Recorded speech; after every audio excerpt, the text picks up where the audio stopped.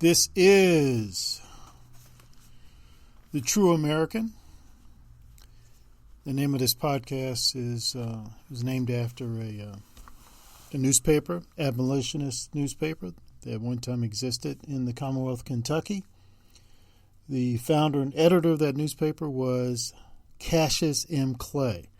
That name more than likely would sound familiar to you because it was what you might call the birth name of the great Muhammad Ali, a Louisville native, now deceased.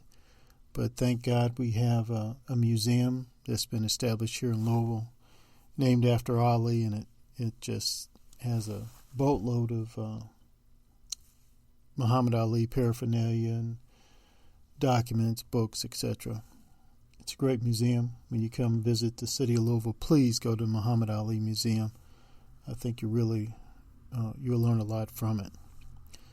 But again, I just say all that to say this, that the True American was founded by Cassius M. Clay. And Muhammad Ali was originally named Cassius Clay, and it's always sort of funny to me that he later rejected that name. He called his name Cassius Clay his slave name, and yet Cassius Clay, the Cassius Clay, was a white man who was a radical abolitionist. And his newspaper, The True American, was an abolitionist newspaper. I'm going to talk just briefly here about the Biden administration's recent nomination, Supreme Court nomination. And can't pronounce her first name, Ketanji Brown Jackson. As you know, at least according to the Biden administration, I might be wrong on this, but the Biden administration said it was time to nominate a black woman to the Supreme Court. Well, first red flag went up. So now we're nominating people based upon their race and gender. I thought that America was a country, culture, society that's trying to move away from that. We just wanted to, what was more important to us was character and if the person qualified for the job. Now, all of a sudden, a major qualification is whether or not you have a penis or a vagina, or whether or not you have XX chromosomes or XY chromosomes.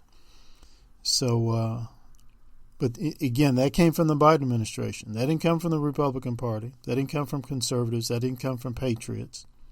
That came from the Biden administration. And this is one point I really want to hammer home to white conservatives and white patriots in the United States of America.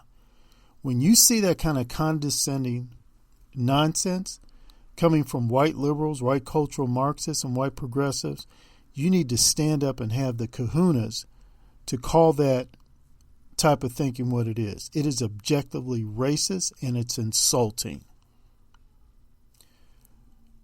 Any administration, I don't care if it's a Democratic Party administration, Republican Party administration, I don't care.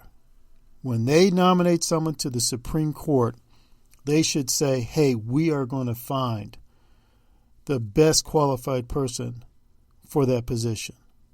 And we're going to find someone who's not going to make laws, but is going to help us better understand the Constitution.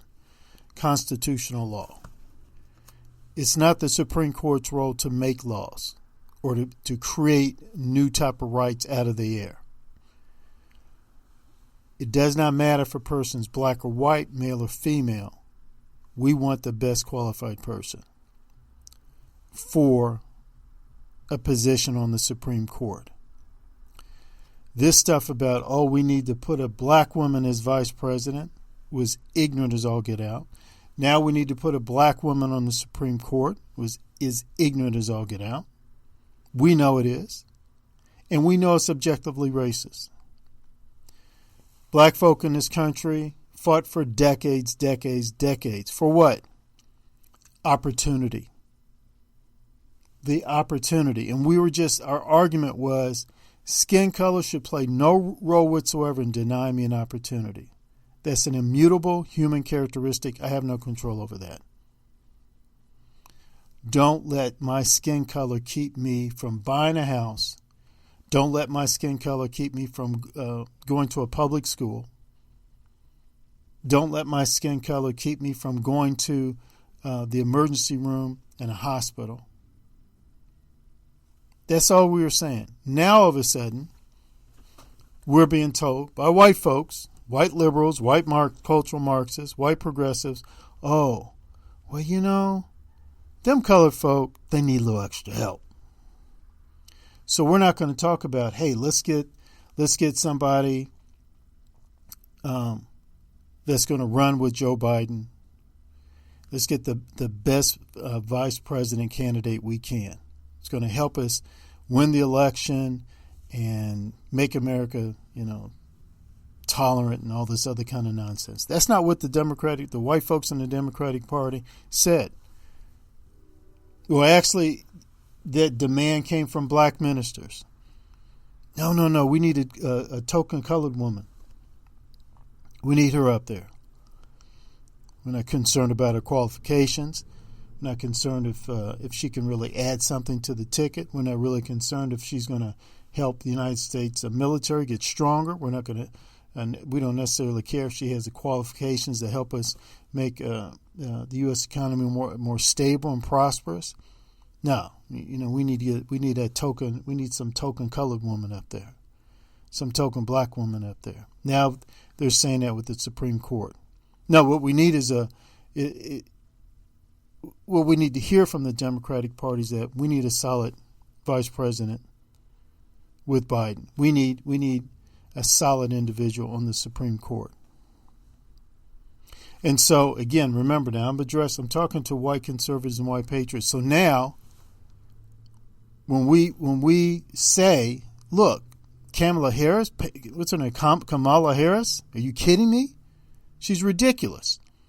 And now this woman here, which says Brown Jackson, are you kidding me? Have you looked at her record on critical race theory and child pornography? This is ridiculous. Oh, wait a minute. You're a Republican, you're conservative, you're white, you're racist. This is why you oppose this white woman. I'm telling you guys, the true American, we need to stand up and say, no, enough of this identity politics nonsense. It's got to go. We got to attack it. And we got to stand firm on our principles. Let me just say this, too, just before I close out here. I got a lot of liberals on my personal Facebook page. And, of course, many of the black folk, particularly black women, they're just fawning all over her, this nominee. Oh, she's so brilliant. She's so brilliant. And those Republicans are they're so vicious. They're so racist. Oh. Huh. I wonder if they said that when they just eviscerated Bork.